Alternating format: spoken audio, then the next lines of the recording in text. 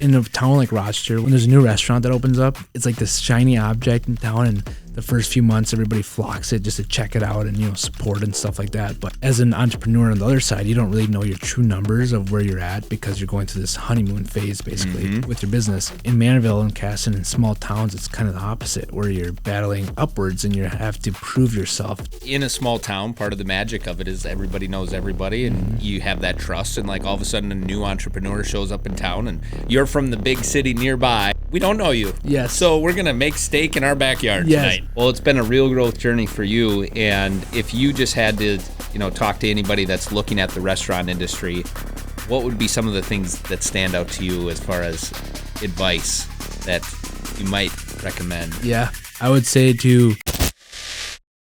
Welcome to the Real Growth Podcast. I'm excited today to learn more about Miguel's journey as what I know, a restaurateur, entrepreneur, a real estate agent. We're going to learn more. And really, this is kind of selfish for me. I love your restaurant. And so that's why I want to talk about your restaurant to kick it off. Your guys' food is delicious. And I would say the setting, when you go there, it's just a cool setting. Like we've sat on the patio. You guys have in the winter done like the igloos. We've sat in the igloos before. And then obviously in your restaurant with the vaulted ceiling and such. And it's just it's a really cool place. So let's start there. Let's go easy, Miguel. Go ahead and introduce yourself and share about what's on the menu at Hidden Pines Restaurant. Yeah, well, my name is Miguel Aguilera, for those of you that don't know. Hidden Pines, we've kind of focused on, I don't say necessarily healthy, but just things you haven't really seen before. And if you have, we do a little twist to them. So we've become really popular and known for our rice bowls. So just bed of rice and then just whatever ingredients we can put together to make it work. We've just focused on that. So, but everything's made from scratch. It's really high quality stuff. I like to say so. And even simple things like the celery sticks. Cucumber sticks. There we go. So, because you'd think they would be celery, right? Exactly. And so the cucumber sticks, like I was telling a friend of mine, and he's like, "They're just cucumbers." I'm like, "I don't know. They're good. They're like really good." No. See, everything from our menu has been just kind of from a bit of piece that we've taken from every restaurant we've been to across the country that we've liked. Cool. So there's this little place up north in Brainerd that's off in Brainerd. You get Gull Lake, so we go up there quite a bit, and so all the restaurants on the lake are just always busy, you know, in summertime. And there's this small like dive bar that's got cucumber sticks that is always busy because their food's so good. So when we thought of Hidden Pines, we're like, we have to bring those cucumber sticks. And whenever I'm at a table and they're asking me, "Hey, what are these cucumber sticks? Like, are they fried?" I'm like, "Oh, they're just cucumbers. They're cut in stick form. That's about all you get with them. And they taste good. Yes. You get ranch with them if you want." So we hear that a lot. That, what do you do with them? I'm like, I don't know. I don't know. Yeah, seriously, we cut it. And I think it's part of it just not being used to that, right? You're so used to French fries. You're so used to what you'd maybe get at a typical small town restaurant. And you've done a nice job with that restaurant. And the other one is the sweet potato.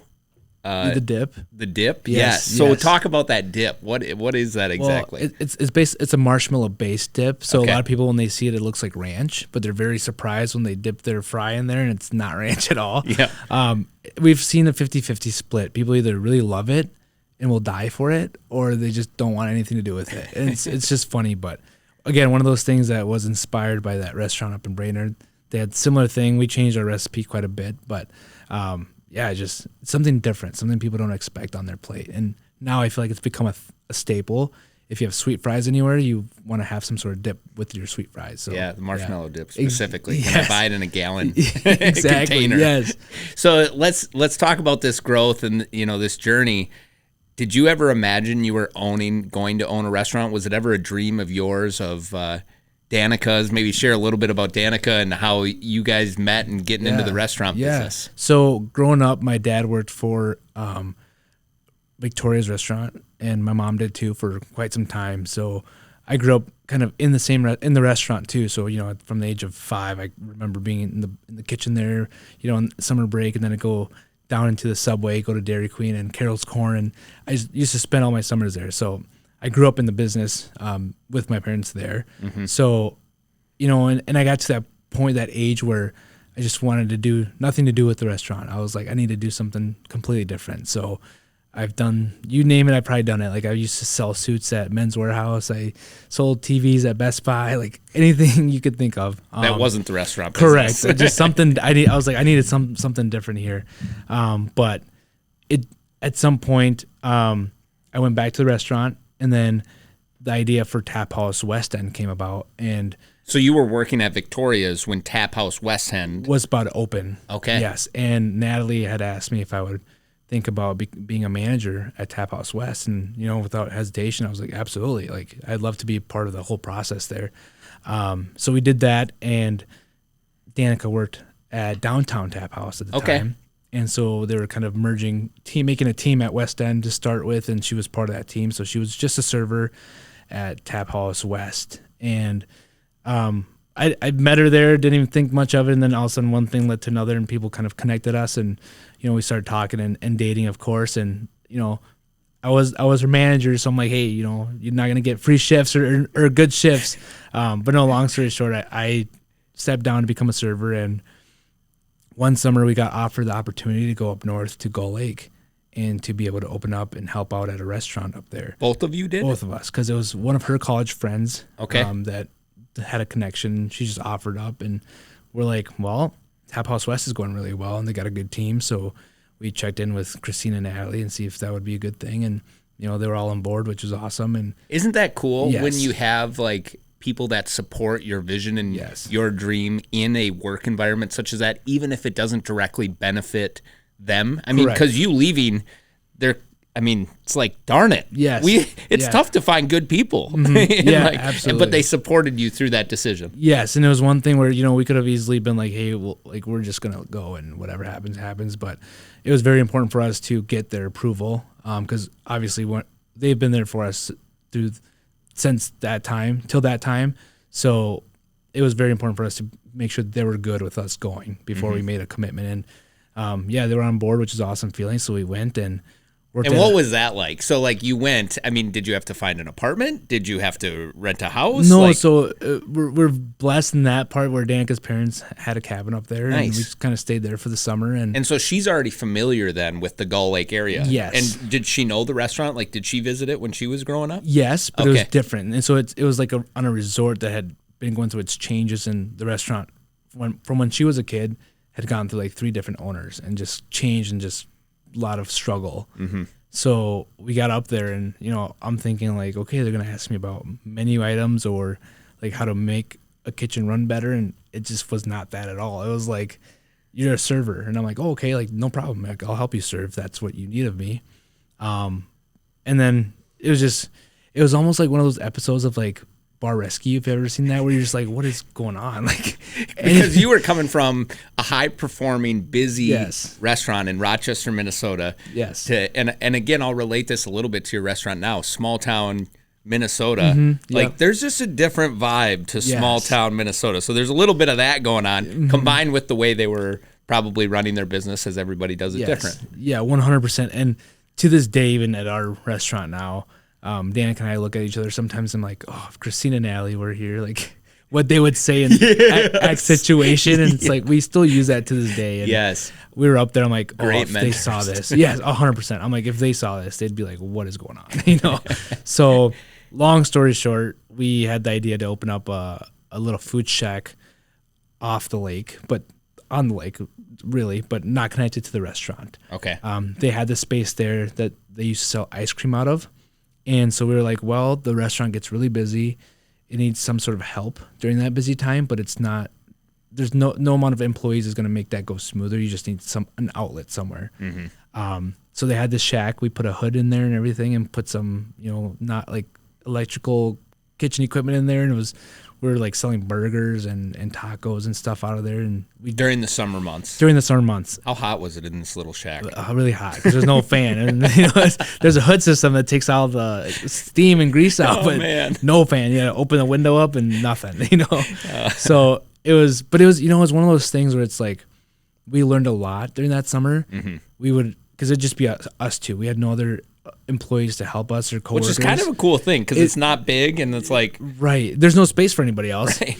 That being said, we would get up in the morning and 7:30 and prep the food and get it ready to go. And then when time came to open up, we would bartend, and because we had a mini bar in there too, so we'd bartend and I'd be making the food and dishing it out and just doing everything from scratch. So just to get the story right, this is after you decided to this venture that led you up to Gull Lake. You're like, we're not going to keep working here. It's just not for us. We're going to start this little shack thing. The opportunity presented itself. And it was the same restaurant, same resort that we stayed at, just not in their restaurant. Got just it. help them. I see. Okay, so it was still under their umbrella. Yes. But you were the two responsible employees of theirs to build this thing out and make it go. Yes. Got it. And so, like I said, we learned how to order food. We learned how to prep the food, which I kind of knew a little bit about, but not to this extent. So yeah, we did that for a whole summer, and we made a menu from scratch, and it was super cool. Come summer end, of course, everybody knows this, that goes to a lake is once the fall starts to come, it's like starts to die down slowly. And it's, what month is that? August? September? I would say late August, Yeah. First week of September, maybe is like the official like cutoff, and it's just so sad. It's like everybody's putting their boats away. Everybody's just like back to school. And, literally. And you're still there. We're just like everybody's going home, and you're like, I have to still be here. Yes. And then kind of dominoes started falling, and we're like, okay, it's probably time we go back home. And just at that point, did you think you would come back the following summer? Was that still like part of the conversation between? It was, but it wasn't. Like we kind of expected to be called back up. Okay. But if we didn't, and we came to help, and if we did that, then great, and whatever happens, happens. So I got to ask this question. Yes. You go up there, and you're dating. Yep. And you go on this adventure to just explore this opportunity. How were your parents in this thought of like, I'm going to Gull Lake? Like, what did your parents think about this whole thing? Yeah, so it's funny because we had actually started talking probably that August before. So not even a year later, we're going to Gull Lake. Yeah, May time. May, June. We're like, hey, we're going. What do you think? But obviously, with their permission, we're like, what do you think?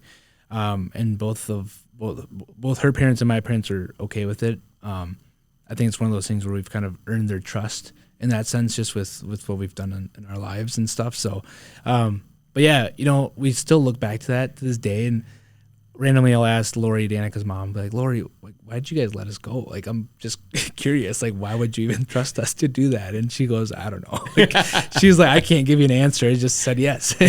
So to this day, they don't know why they let us, but it was awesome. Glad they did, because we wouldn't be here, truly. So it's getting depressing. The fall is setting in. You guys are up there. I mean, another thing you learned through that experience is just working in close vicinity. Like, you had worked in the same restaurant, but it sounds like the shack, you're like elbow to elbow. Like, pass the cheese, okay. Literally. Here's the right?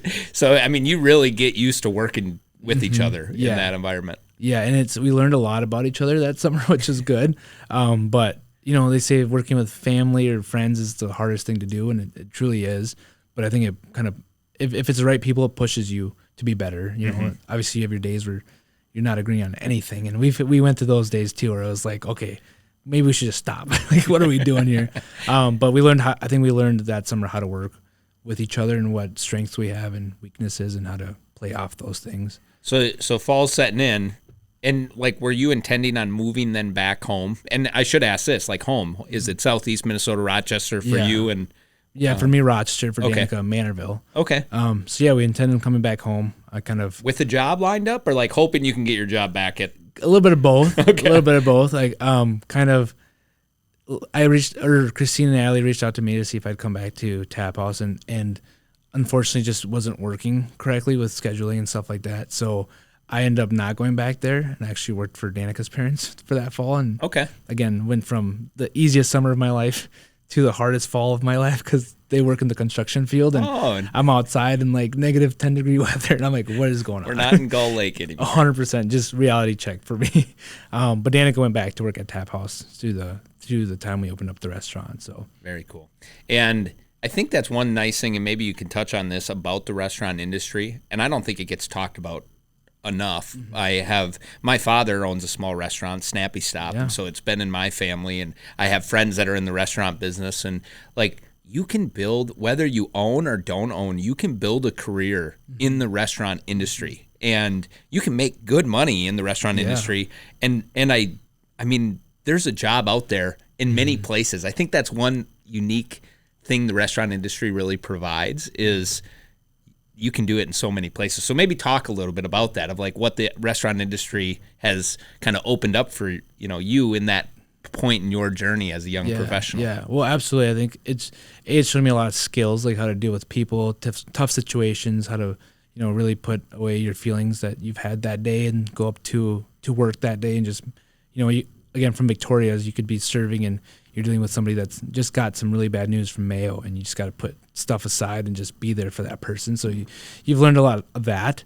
That being said, you always hear that, you know, people going to school for, let's say they're doing like a nursing career on the side, but in order to pay for that, they're serving. A lot of times people get stuck in the serving world because it's of the flexibility. I talk to all of our food runners who are usually younger and in college or high school, that there's no other industry that's as flexible as the restaurant business, as far as like they can be scheduled 4 days next week and somehow get them all covered, and it doesn't bother me that, you know, they give away their shifts or anything like that. So very flexible. But yeah, once you work at one restaurant, most of them are usually the same as far as like the how it works and the structure of what you're doing. So it's very flexible. You can go to one restaurant, go to another, and some things may be different POS system and stuff like that, but you can definitely work your way up the ranks. And I've seen it like Chick-fil-A, where you work there a certain amount of years, or, you know, meet some stuff, and all of a sudden you can open up your own. So it's very similar to any restaurant, I think. And even to your parents' credit, like they've built up their entire lifestyle off the restaurant industry, helped raise you and your family, and like it can provide. 100%. Yes, absolutely. And I think it's become more of a thing nowadays too, where people, and like, you know, people used to think cooks, you know, must not get paid that much, but now they do. And because when you find good employees, whoever it is and whatever role they are, businesses, I think, are more inclined to pay them for that, for what they know, what they're willing to do, and availability and all that stuff. So absolutely. Yeah, definitely can. So you come back, you're working construction, probably questioning your life decisions at that point 100%. In that fall. Yep. And then what happens? And then out of nowhere, Danica and I just started thinking, what if we do this food check thing, but back home, like here while we're at home? And at first we're like, yeah. And then, no. That does not sound fun. But long story short, one of her because she used to coach basketball for Cass and Mandeville, like 8th grade girls, I think. So the 9th grade girls coach was like, hey, I manage the golf course in Mandeville. There's a space above us that's completely empty unless we're doing events. And that's all she said. She was just throwing that out there in case you guys ever want to do anything, because she'd heard about our summer experience and what we did and all that stuff. So Danica and I talked about it, and we're like, hey, there might be space up there to put a restaurant there. And I know we knew that there had been stuff there before, like other restaurants or certain things. You know, I think Victoria's was in there at one point, doing events like weddings and stuff like that. So we knew there was a kitchen in there and that there was empty space. And that's, you hear kitchen, empty space, what else you need? You know what I mean? So we checked it out, and again, it was kind of that sense where we kind of knew that it was a good idea. Just don't know how else to describe it besides it was a good feeling, good opportunity, a win-win for the golf course. Like if we didn't succeed, we were giving them a free remodel. So if we move out the next year, then they get a free remodel out of it. But if we became successful, then we'd hopefully drive traffic through their golf course too. Again, talk to both sets of parents. What do you think? And they said yes. And to this day, we're yes, like, you're crazy. Yeah. Or like, yes, you got this. Both, 100% both. Like, are you sure this is what you guys want? I don't know, But it just made sense at the time. There was a need in the town too, I think, for that specific type of food and atmosphere. Like, what golf course do you know that there isn't food available? You know what I mean? And they had like some of the like pizza and stuff, but not a full restaurant there. So definitely the need for it. And what was that like going through the leasing conversation, how to structure the deal? like you go from a shack, which someone else is paying the overhead, to like you have to now start paying the overhead, including utilities. Yeah. Like, how did you navigate through that? Well, honestly, see, that's where I kind of leaned a little bit on Danica's background a little bit, because she went to college. She got, I think, her minor in business. Okay. So her college classes showed her how to make a business plan and how to look it over and stuff like that. So we did that. Numbers were good. Everything made sense on paper. So, but when we were talking to the golf course, there was nothing there before. So it had never been really rented out for what we were going to do. So it was kind of a blank sheet where they had nothing to compare to. You know, we both did our backgrounds on rent, how much rent pricing would be and stuff like that. But it was kind of a blank slate. And, you know, we kind of just came up with something and it worked for both. Did you make the proposal to them, and then they had to go and, as a golf course, like, is there a sole owner or is there a board? There's like a board. Okay. So, yeah, we met with two of them, gave them our proposed plan, and they're like, okay, sounds good to us. Now you got to convince the rest of them. And so we're like, oh boy, like, here we go. And how many is the rest of them? But that's exactly what we thought. We're like, how many? One, two, and we met with one. Okay. One more person, and he kind of looked at us like, yeah, like, I don't know why we wouldn't. Like, sounds like a good idea for us. It's vacant. Yes, exactly. Right. Yes. And then, and you're going to pay us rent, I assume.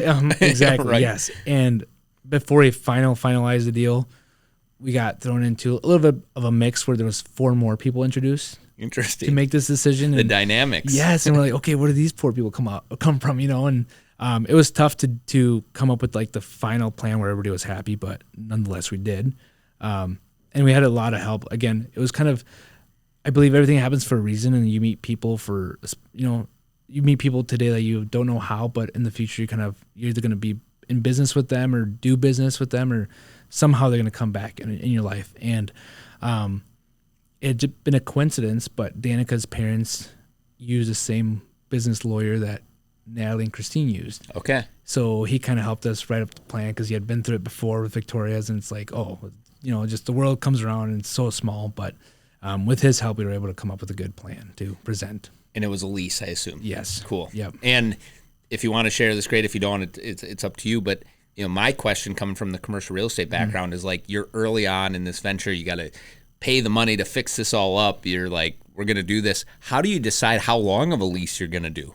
Because it's like, we want this for a long time, but at the same point, if this thing doesn't work, we don't want this anchor. Yeah. So, like, how did you navigate that? See, that was one where it was a little bit of back and forth. But with Roger, who was our lawyer, with his background and knowledge, he kind of knew the sweet numbers to hit. Yep.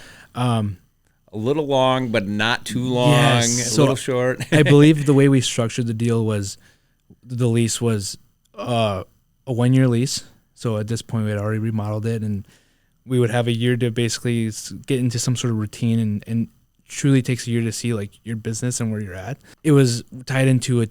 After that first year, then jumped to a 2-year lease, and then a 2-year lease, and then. So you had your options to extend, correct, which gives you the ability to protect the space and protect your investment. Yeah. So I think at all said and done, it was like a 10-year lease plan. Nice. But yes, but after that 1 year, if it went south, we were able to back out, and the golf course, like I said, gets that free remodel. So. Right. One thing that doesn't get talked about a lot in commercial real estate, and what we often see is, I'll just call it the transparent inventory. Mm-hmm. So you go to LoopNet or you go to Crexy. These are all these listing channels where you can see what's available for lease, and you know there's spaces out there. Mm-hmm. There often isn't spaces that are at golf courses out there, right? Mm-hmm. And the reason being because the individuals that tend to own these type of properties, whether it be a board or a community or a nonprofit, what have you, their core business is not real estate. Mm-hmm. And so they don't even think about marketing this excess space that's upstairs to an entrepreneur like yourself and Danica.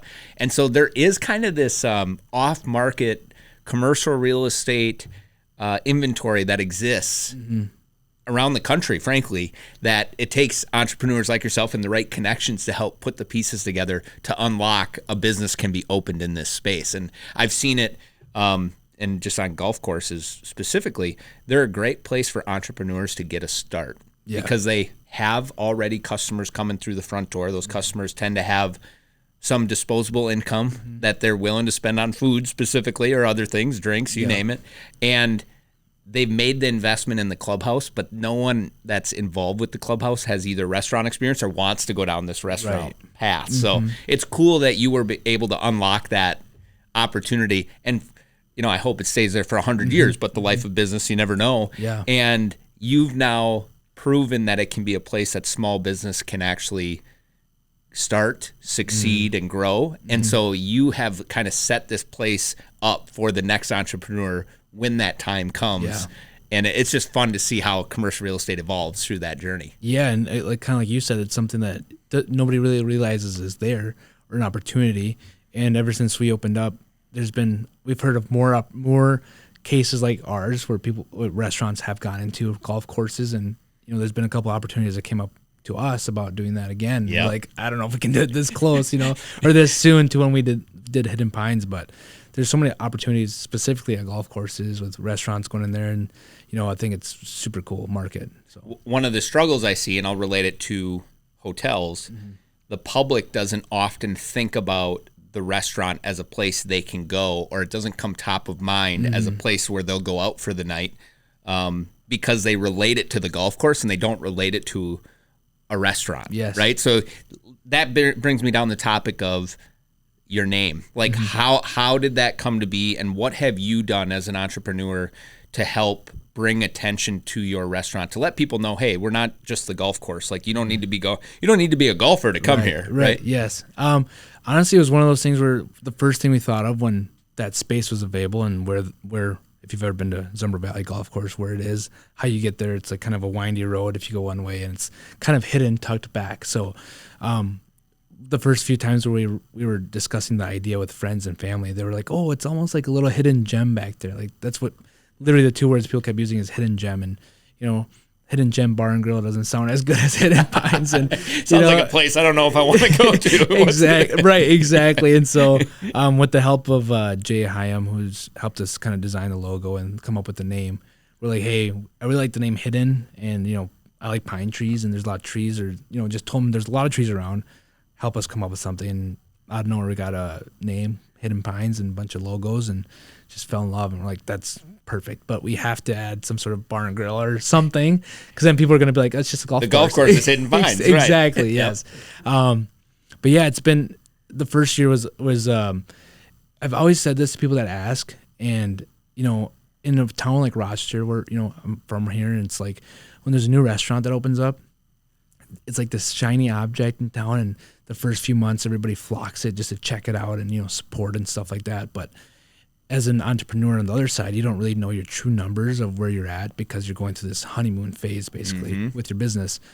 In Mandeville and Casson, in small towns, it's kind of the opposite, where you're battling upwards and you have to prove yourself to the community, but also people around you. Like, hey, I'm not just some guy that's opening up shop and, you know, trying to make money off of it. It's like, I truly care about the community. Like, I have something here. So it took us a year to bring people in, even from Casson. And to this day, we have people from Casson. Hey, my first time out here. Didn't know you were here. It's like, how do you not know we're here? But that's awesome. Like, good. I'm glad you're here now. Yep. You know, I've never heard that analogy, but it really resonates with me, because in a small town, part of the magic of it is everybody knows everybody, and you have that trust. And like, all of a sudden a new entrepreneur shows up in town, and obviously it helps that Danica has family there in Mandeville, so that gives you some. But if you didn't have that, I think you have even more of an uphill battle 100%. Because you're from the big city nearby, and we don't know you. Yes. So we're gonna make steak in our backyard tonight. Exactly. And it's so funny because, you know, when we opened up, and like, it's small town, people talk, and it's okay, it's all right, you know. It's just reality. It's how it is. It's just a small town thing. And frankly, it happens in the big town too. Yes. It's just not as apparent because it's more, I feel like, in your neighborhood, in your community, and And people were coming up to me, hey, I heard, you know, your family used to own 5 West. And I'm like, what? I'm like, who told you this? Because it's not true. Didn't your parents work at Panda Cooking? I'm like, no. Like, what is going? I love it. Yeah, I'm just like, what is going on here? I love it. But with those conversations came the ability to open up to customers. Like, build actually, relationships. Yes, this is where we come from. This is why we opened up here. You know, tie Danica into it, and then people are like, oh, okay. Like, you know, they start to trust you as a business owner. And it's like, again, through the years, we've kind of shown our interest in the community by supporting sporting events or doing other things for, we do wraps for sporting away games for kids. So when they have a away game, we make them a lunch and they take it to, so we've done different things like that. And again, we recently found a lot of success in marketing through TikTok and Instagram and Facebook Reels and stuff like that. And even in a small town, or who's coming from those? Like, tell me about that. Honestly, everybody. Like, you'd be surprised. Like, and I'm sure you know this, but different social media, like depending on the platform, you reach different people. If you want to reach the young kids, younger generation, you go to Snapchat and Instagram because they don't have Facebook. And if you want to reach the older generation, they're all on Facebook, seems like. So, we throw video. I'll record a video, edit it, and throw it out across all the platforms. Same video? Same video. Okay. Different. Repurpose it for the platform. Yes, of course, because videos, music strikes on Instagram, not the same as Facebook and stuff like that. But yeah, Facebook reaches a lot of Rochester, and so does Instagram. But also Facebook brings in our regulars that, or community people that haven't come out, in a couple weeks, and they'll come back out because they saw a video. I was going to say, it's almost those like fans, right? They know you, they've seen you, and they're like, all of a sudden you show up in their feed and you remind them, hey, remember me? You should come out and visit Danica and I and the team. Exactly. And the community of Castle Mandeville and, Byron and stuff have gotten to know us and our employees a lot. So when they see them on a video, it's almost like, I know them or I know that person. So it's super funny when they come up to me and they're like, you're the guy from the TikToks, and that's our bartender. He's from the TikToks. I'm like, and they love it. So I love making them. Yeah.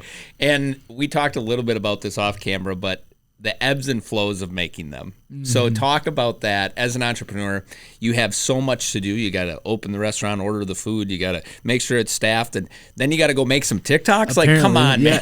Like, how is an entrepreneur going to do all that? How is that ebb and flows for you? And like, one thing I'm always fascinated in too is you mentioned the bartender doing it. Like, how do you get your team involved in it?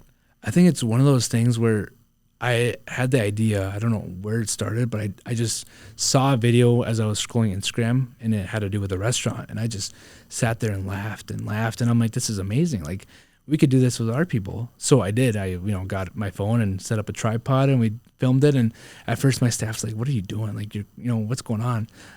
But we posted it, got a ton of feedback, a lot of shares, people commenting, oh, I can't believe, again, they just resonate with our staff. And that's, it's so-and-so. And then I think off that, our staff kind of bought into it and into the vision of, hey, people see you on these videos, but, it's more than just you make somebody laugh. And when they come in, they tell you, hey, I laughed at your video 100 times. And it's just a good feeling. And then again, with the growth and success of TikTok and everybody's watching these reels, our staff just fell in love with making them too. And so when I would run into these creative blocks and I'm like, I don't know what else to do now. And my staff, I'll come into work and my staff will be like, hey, what are we doing today? What video are we recording? I'm like, you tell me, because I'm out of ideas. But yeah, now they love making them, and it's been a while since we made one, so probably should get back to it. But it's just one of those things. It's another marketing strategy as a business owner that you just kind of have to tap into, and if you don't, then somebody else will. So you might as well just do it too. Have you seen Instagram Edits, that new app? Yes, I have. So what I've liked about that one is you can make the videos, save them as a project, come back to the project, edit it in the, it doesn't live in your camera roll. Because I feel like when it lives in your camera roll, it gets buried. Yes. Because you're taking pictures, all kinds of random stuff, where you make it in your Edits app, and then you come back to it to finish it while you're sitting on the couch watching a football game or whatever the case may be. Yeah. The other thing I really liked about Instagram Edits is when you export it, unlike TikTok, it doesn't give the watermark. So that video you can repurpose, as you mentioned, onto the different platforms very easy, where if you download it from TikTok, you got the TikTok symbol, and based on what you hear or see, it's like that doesn't help your algorithm when you're trying to post. But what do you think about this thought? And this is something that has come to mind for me. My father, my sister, they work in the restaurant business. My father won't do this, but I think it's a good idea. He's not one to go and make these type of investments. But I think every restaurant should have a dedicated phone with service specific to the restaurant. And so back to your comment of your team member goes, what are we doing? If they see ideas throughout the week, they just text it or send it to the account. You pull up that phone. The one struggle I've seen including our own social media, is one, you don't want to post the wrong thing. So like you're careful with your phone. 100%. Otherwise you get in this place of like you're trying to create and then your phone rings and then you're like, that just ruined the whole vibe. Now I got to go do this, or I got a text message. So what's your thoughts on that? How, if I explain that to you? Yeah, absolutely. I feel like, so a lot of good thing is that we use an app called 7 Shifts. I think a lot of restaurants use that app. So it's a scheduling app. The purpose of it is to make like picking up, like I said earlier, picking up shifts and swapping shifts is so much easier, and it doesn't lead to me getting a text message all the time about, hey, we're swapping, when it doesn't matter who's swapping, because the shift is covered and that's what's important. But it leads to messaging on that app. So if it's something important, it buzzes my phone. But if it's something like, I can make specific categories. So we have a category, video ideas, and so people will within that app, correct, and send links to me and TikTok links and ideas, and I get all the notifications, but they're all silent because it's in that group chat. Yep. So, but everybody's in the same place, and so if someone sends me this, usually what would happen before, somebody would send me a video, but I already got that video 10 times from other people, and it's like, okay. And then it's in a text message, and it's buried in however many text messages. Yes. Okay, so going down that vein of thought is like, maybe it's not necessarily a phone with service. Yep. But it's an app that this communication can exist in, that makes it where when you're in that mindset, you can very easily go there and work through those ideations and creations. Yeah, because it stays in there. Also, you got people sending you stuff on Instagram, and then that gets saved and buried in that app, and then you get, TikTok, and that gets saved and buried. Yes. Technology. I know, you love it and hate it. Well, cool. So you get the restaurant going. Slowly but surely you build your customer base. What are some memories you have of like either struggles or success as you go through that growth of building your restaurant? One of the biggest struggles that we went through was consistency, as far as how busy we're going to be, what time of day we're going to be busy at. How to staff it. 100%, exactly. And there was to this day, Danica has nightmares about it, because the first 6 months we opened, again, we're fighting this uphill battle to get our name out there, prove to people who we are. There's this gap between, I want to say 2:30 and 4 o'clock, where people just don't come in because they're getting out of school, probably off of work, and they're coming from Rochester back home to Casson or wherever. And so nobody's really going out to eat during that time. And in restaurants in general, I think it's a slower time. But we just would sit there with nobody coming in. And so we would, cut the kitchen staff, send everybody home in the front of the house, and just be me and Danica back there. And she'd be usually in our back corner closet, just thinking, contemplating life decisions, like maybe we should close for this hour and a half, maybe we shouldn't, But long story short, we were able to just push through that season, and just, it's so important. And I think restaurants like 5 West do a great job of that, and just consistency. Like, no matter what time of day you go, no matter what day of the week you go, like if you order something, it's always going to come out that way. And every day they're open till 10 o'clock. They're open for breakfast every single day. They never change it up last minute. I think for a lot of smaller restaurants and smaller businesses, it's so easy to do that, to get scared of, okay, there's no business coming in, I have to change my hours and put a sign on the door. But I think that's what kills a lot of businesses, is when they start to do that, because the customer never gets to they never know, okay, is this business open now, or are they closed? So that was one of our biggest struggles, was just to push through that slow time. And it makes me think of that saying, is you have one time for that first impression. And so if you come to the door and it's closed, that's that first impression that gets you. That Hidden Pines place, I went there and it was closed. Exactly, yes. And again, just something that we've seen a lot of restaurants struggle with in small towns is that very thing. It's like, if you're going to make a decision to do that, then you just want to own that decision and stick to it consistently. So if you're going to close from 2:30 to 4 every day, just make that decision. Just do that every day. Don't make exceptions because you've reserved a party that day. You know what I mean? Because then it gets confusing. People don't know what's going on, and that's the last thing you want people to do is to guess or have to look up what you're open. I'll give this one to you, and you'll probably get a kick out of it. It was on Facebook, as they now have all these Facebook groups. This one I think was in Red Wing, and it was about Smoke and Oaks, and someone had said, what's going on at Smoke and Oaks? They're closed. And then I think this goes back to consistency. Well, it was a Monday, and they're always closed on Mondays. If you go into the comments, you will see their raving fans are like, it's Monday. Yeah, they're close to the hours. They've been closed for Monday for a long time.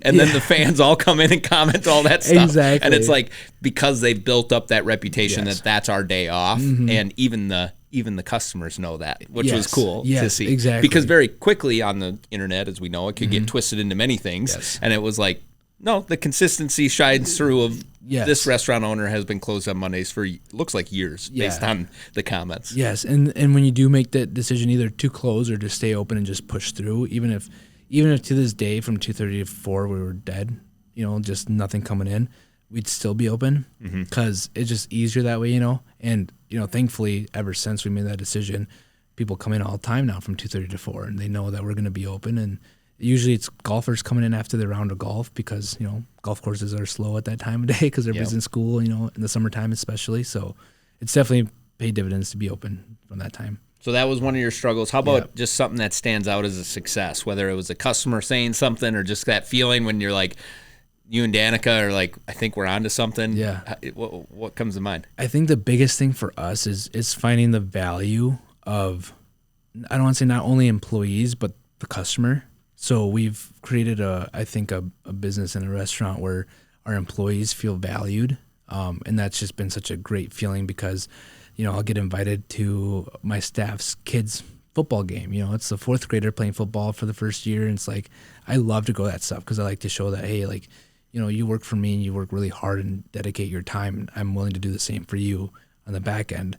And again, that's paid dividends time and time again to just build some level of trust.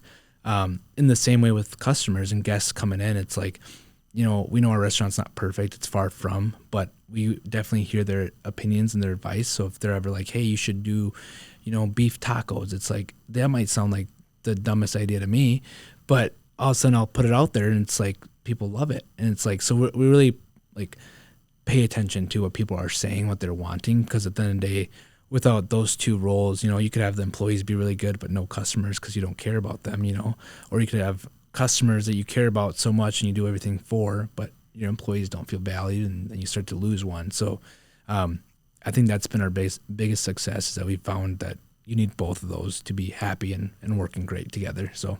And then we got to hear a funny story. Like, come on, there's something funny that's happened at the restaurant.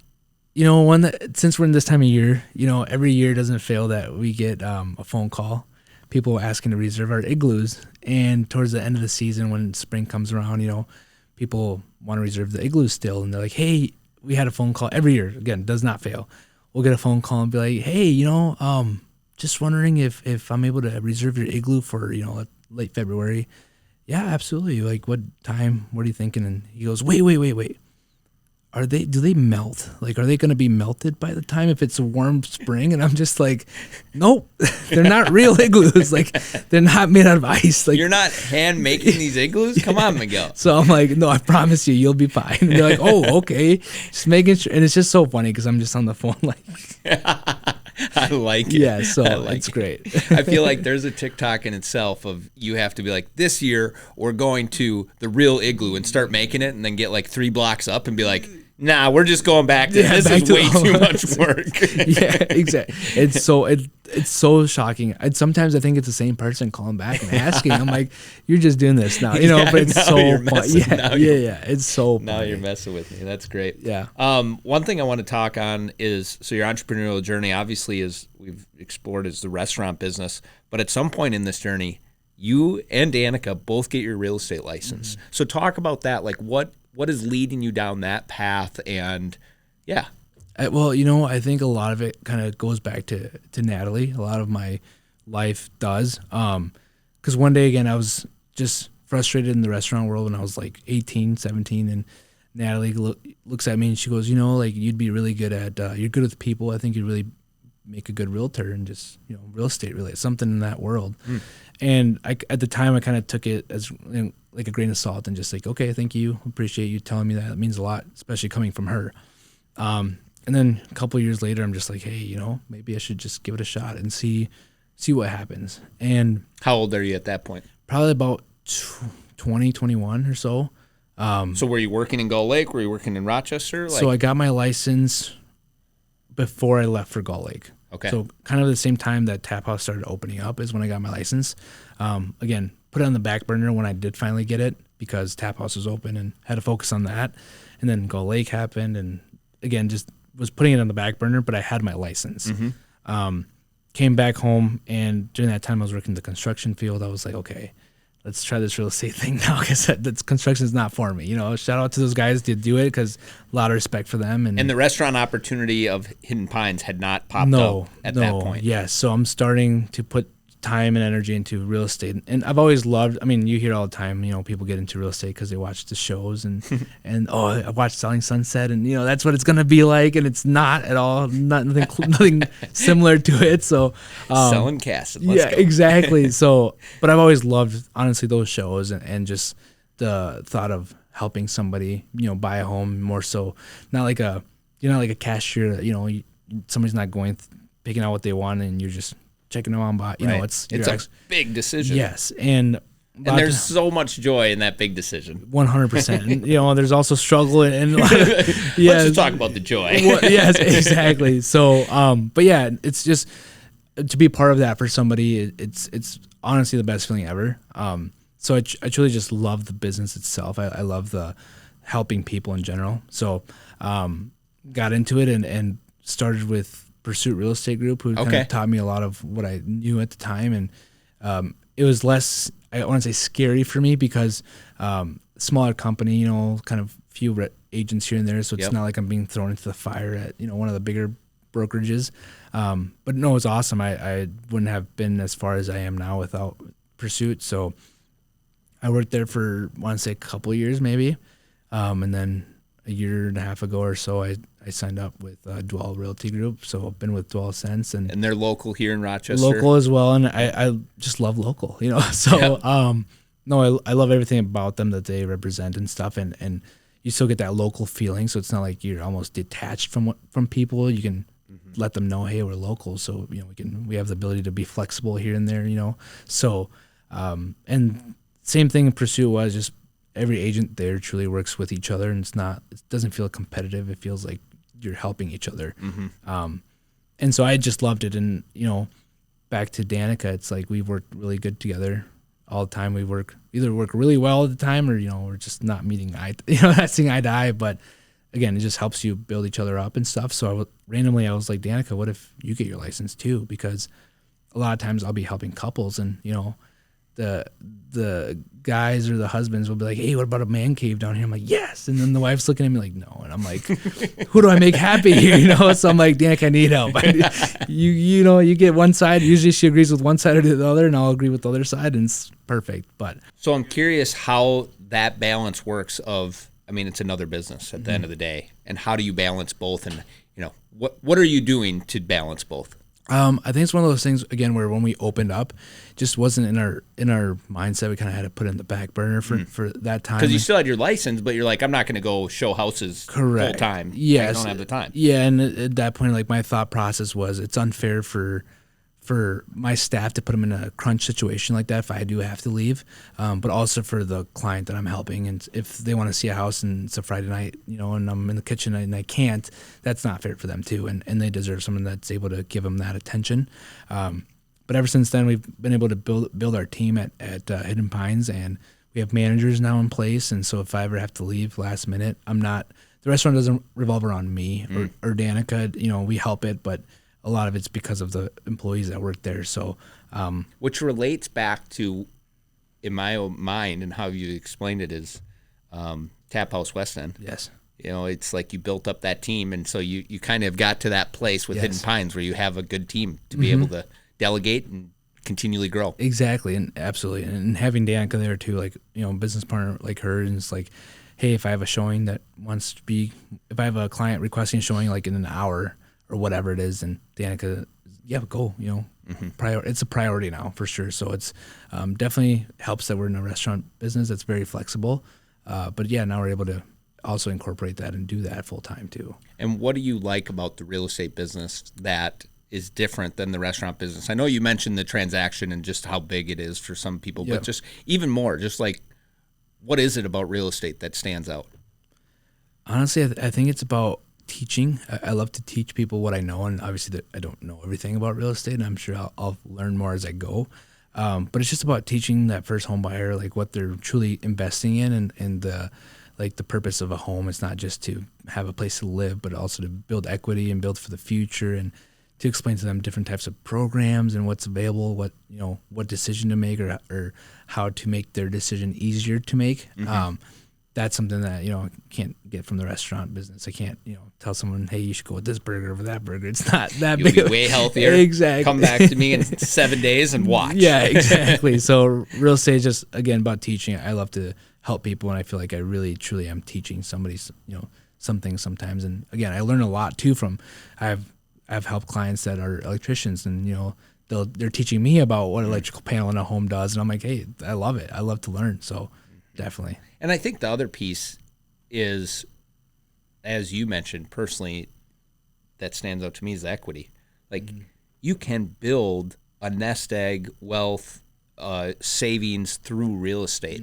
And if you're living in that home for X amount of years, if you do it right, if you buy it right, you're going to have something that has value that you just don't get through renting. And like, it's so cool to be able to see people live that through and be a part of that journey. Yes, exactly. And it's I've become like the go-to real estate agent with my friends, where it's like they'll ask me a question, and like one my buddy asked me the other day is like, Miguel, should I wait to buy my first house because prices are kind of high right now, and to be able to teach them like the other side of that, like, okay, you can wait for them to go down, but every year you wait, you're missing out on building equity for it. And it's like just conversations like that lead to other things. It's just, I love that about it. So for sure. That's cool. That's very cool. Well, it's been a real growth journey for you. And if you just had to, talk to anybody that's looking at the restaurant industry, what would be some of the things that stand out to you as far as advice that you might recommend? Yeah, I would say to really pick your niche, whether that be small town, big city, and to find the missing piece. I think that's, again, what helped Danica and I was that it felt like a no-brainer at the time because it was something that was needed. So even if there's an idea that you have out there that's been done somewhere else, you can bring that to where you want it to be. Like take, recommendations, or take a little bit of everywhere you've gone to if you're thinking about the journey and what do you truly love about it. I think that if you find that missing piece in a community, that would really, they'll be successful doing that.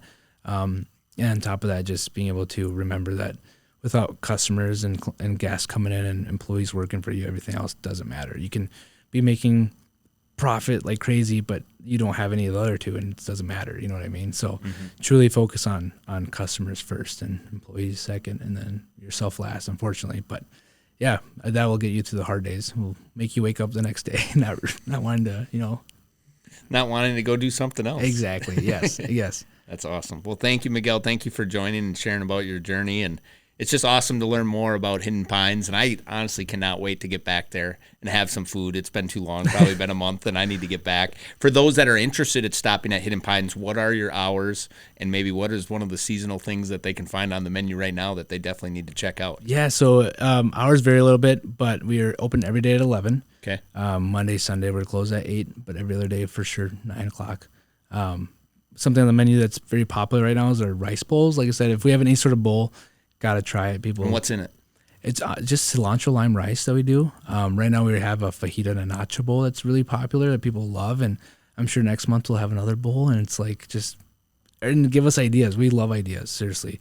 A lot of our menu is based on what people want. And just real quick, one thing that we wanted to do with our restaurant is to make it a one-page menu, to make it not where it's a lot of options and stuff like that, but with all the specials we've done, for the monthly specials, and our customers are like, you got to put this on the menu. I'm like, we can't, 'cause that makes it not a special anymore, and it's like somehow they're all on the menu. So till our font gets to be too small to read, we're going to keep putting them on the menu. So, all right. Yes. There you go. Thanks so much for watching the Real Growth Podcast. Be sure to stop at Hidden Pines and see Danica, the team, and Miguel, and we'll catch you on the next episode.